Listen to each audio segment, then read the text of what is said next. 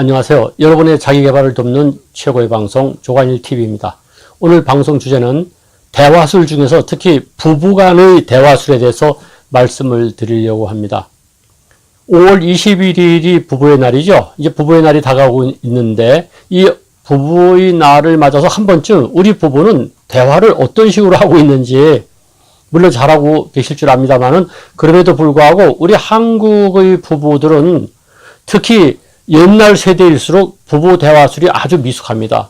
요즘 신세대는 좀 괜찮으라고 봅니다만은 그래도 너무 가깝기 때문에 말을 함부로 할 수 있고 말을 함부로 하다 보면은 이 작은 것이 쌓여서 큰 문제가 발생할 수 있습니다. 그래서 제가 그런 말 자주 쓰지요. 화라고 하는 것. 한문의 화자를 보면요. 말한다는 화도 있지만 그 말을 잘못하면은 재앙, 즉 재앙을 부르는 화라고 하는 재앙이라는 화도 있지 않습니까? 재앙을 부르기도 하고 그 다음에 불같이 분노가 일어날 수도 있고 또 화합을 도모할 수도 있습니다. 그래서 내가 이런 말을 자주 씁니다. 말을 잘해야 되죠. 특히 부부관계라고 하는 게 거의 대부분 보면은 이 대화의 관계입니다. 이혼 사유 1등이 무엇으로 나옵니까? 성격 차이라고 그러죠. 성격 차이라고 하는 것을 무엇으로 드러낼 수 있습니까? 당신하고 나하고의 성격 차이를 나타내는 것은 말이거든요. 따라서 대화를 잘못함으로써 결국은 그것이 성격 차이로 비화되고 성격 차이로 비화됨으로써 나중에는 이혼이라고 하는 극단적인 곳까지 가게 되는 경우가 많은 거죠.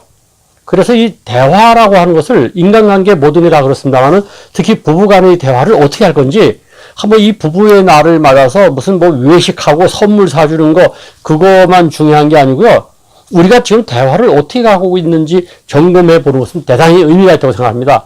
그런데 이 대화술을 다룬 책은 제가 늘 말씀드리다시피 아주 많고도 많습니다. 화술에 관한 책이 좀 많습니까? 그런데 이 부부간의 대화술을 그 많은 요령을 터득해가면서 할 수는 없는 거지요. 그래서 제가 딱 알기 쉽게 이 5가지만 꼭 알아두시라. 이런 의미에서 오늘 말씀드리는데 그것도 아주 외우기 쉽게, 암기하기 쉽도록 1, 2, 3, 4, 5 이렇게 5가지입니다. 그 1, 2, 3, 4, 5라고 하는 그 둠을 따가지고 공식을 만들었는데 이미 제가 20여 년 전에 잘 싸우는 부부가 성공한다. 좀 묘한 제목의 책이죠. 별 책을 다 썼는데 이 책에 이미 공개를 한 적이 있어요. 그래서 그 당시에 텔레비전 방송에서 방송을 많이 했었죠. 근데 오늘 다시 이거 잘 다듬어 가지고 우리 부부들이 꼭 기억해야 될 대화법 1, 2, 3, 4, 5 5가지를 소개하니까요. 마음속에 담아두시기 바랍니다. 첫째 1인칭 대화를 하시라는 거죠. 1인칭 대화. 1인칭이 뭡니까? 나잖아요, 나. 그냥 나의 대화, 나인칭. 나 대화는 뭐냐? 나 전달법이죠. 나 전달법이라든가 I 메시지, 1인칭은 I지 않습니까? I 메시지라고 하면 아마 금방 다 아실 거예요. 워낙 유명한 기법이니까요. 이것은 미국에서 자녀와 부모 간에 어떻게 대화를 나눌 것인지를 위해서 개발된 방법입니다. 그러니까 아이를 꾸중할 때에 너 왜 이렇게 잘못하냐? 너 왜 그따위로 하냐? 너 왜 공부를 안 하냐? 이런 식으로 얘기하면은 오히려 반발을 사서 대화가 되지 않는다는 것이죠. 그래서 너 왜 그러냐? 당신 왜 그러냐? 하는 것은 전부 2인칭 대화죠.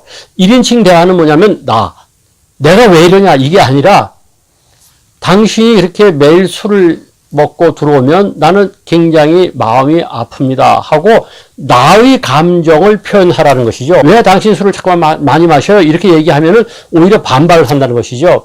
당신이 이렇게 술을 많이 마시면 건강이 상할 텐데 난 그래서 매우 우울해요. 이렇게 내 감정만을 전달하라는 것이죠. 그렇게 되면 상대방이 알아듣는다는 것입니다.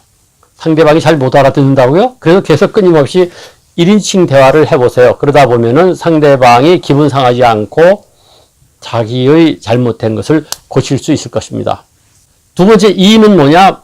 이기죽거리지 마라. 이기죽거린다는 게 뭐니까 약 올리고 말이죠. 깐족거리고 이런 것이죠. 부부간의 대화가 늘 진지할 수만은 없습니다. 장난도 할 수 있고 여러 가지 재미있게 할 수 있는데 그 장난이라고 하는 것은 늘 부정적으로 상대방이 아픈 것을 콕콕 찔리면서 말이죠. 상대방이 나 요번에 이제부터는 술 먹지 말아야 되겠어 하면은 여보 생각 잘했어요 말이죠. 멋있네요. 이러지 않고서 말이죠. 내일부터 해가 서쪽에서 뜰래나 이렇게 이기죽거리니까 사람이 말이죠. 개가선선 하려다가도 개가선선이 안 됩니다.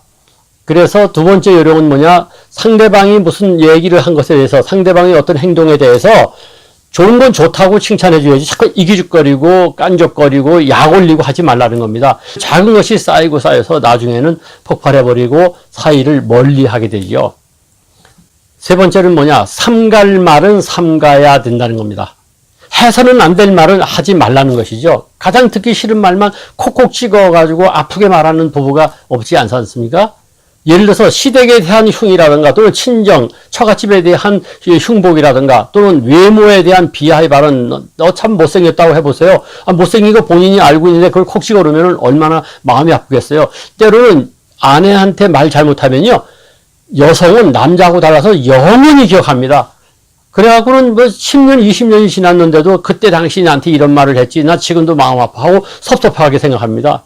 그래서 부부관계의 대화라고 하는 것은 그 시점이 끝나고 나면은 돌이킬 수 있어야지, 부부싸움 할 때 특히 극단적인 용어를 탁 선택해서 이혼해버려, 너 같은 거 타고는 못 살아, 이렇게 그러면 그것은 완전히 극단적인 용어로서 이제 끝장나는 겁니다. 그런 일이 없도록 삼갈 말은 삼가하셔야 됩니다. 해서는 안 될 말은 절대로 해서는 안 된다는 거 잊지 마세요. 네 번째는 뭐냐? 사랑을 표현하라.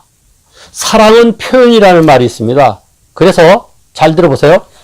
사랑하면서 사랑한다는 말을 안 하는 것보다 사랑 안 하지만 사랑한다고 표현하는 게 더 낫다, 이런 말까지 있어요. 물론 극단적인 이야기이긴 합니다만 그 정도로 표현이 중요하다는 것이죠. 아내가 제일 듣기 좋은 말이 뭐 예를 들어서 고생 많다, 이쁘다, 이런 말을 좋아하면은 그런 걸 표현하는 게 사랑이에요. 남편의 경우에는 말이죠, 어떤 말을 좋아하느냐, 당신이 최고야, 이런 말을 좋아한다 그러죠. 그럼 그 말을 해주는 게 사랑의 표현이죠. 물론 사랑해, 이 말을 해줄 수 있으면 더 좋죠. 그런데 그 말이 쑥스럽더라면 돌려서라도 당신 정말 멋지다, 이쁘다, 고생 많다, 이렇게 얘기하는 거, 사랑은 표현입니다. 표현하셔야 됩니다. 다섯 번째는 오케이식 대화를 하라는 거. 오케이식 대화를 하라. 누가 무슨 말을 할 때 오케이 그래야지 시원시원하고 기분이 좋지 않습니까? 남편이 말이죠, 예를컨대 요즘은 직장생활이 너무 어려워서 힘들어 죽겠네. 그러면은 내가 당신에도 힘들어서 미칠 것 같아요. 어쩌면 이렇게 일이 바빠요. 건강 조심하세요. 이래야지 오케이식 돼야지. 아니 다른 남자들은 다 잘하는데 당신만 이렇게 힘들어해요. 당신 체력이 약해서 그래. 그러면은 이건 이기죽거리면서 동시에 오케이식 대화가 아니죠. 받아들여야 됩니다. 아내가 말이죠, 나 요즘 우울한데, 그러면 우울하냐? 그럼 우리 다음 주에 여행이라도 갈까? 이래야지 이게 오케이식 대화가 되죠. 남편은 말에 매일매일 야근하고 뼈 빠지게 고생하는데 팔자 좋은 소리 하고 있다, 이러면 이건 오케이식 대화가 아니죠. 오케이식 대화라고 하는 것은 받아들이는 대화입니다. 그래서 심리학의 대화가 로저스 박사가 그랬죠. 대화는 수용하는 맛이 있어야 된다, 받아들여져야 된다는 것이죠. 대화의 방법은 많고도 많습니다. 그 요령도 뭐 수백 가지, 수천 가지가 될지 모르겠습니다. 그런데 그거 다 기억할 수도 없고 이용할 수도 없습니다. 이 다섯 가지만 꼭 기억하세요. 1. 뭐라 그랬죠?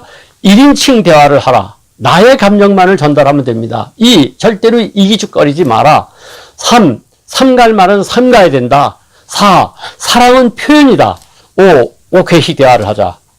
이 다섯 가지는 외우기 쉽죠. 그러니까 대화를 나눌 때마다, 부부간의 대화를 나눌 때마다 머릿속에 가끔은 떠올려 가면서 내가 이 다섯 가지 중에서 어느 부분에서 잘못하고 있는지를 반성하면서 대화한다면 훨씬 더 화목하고 화합하는 부부가 되리라고 확신합니다. 보증합니다. 부부의 날을 맞아서 한 번쯤 우리 대화가 어떤지 점검해 보시는 계기가 되기를 바랍니다. 이 방송 괜찮았으면 좋아요, 구독 눌러주시고 알림 정도 눌러주시죠.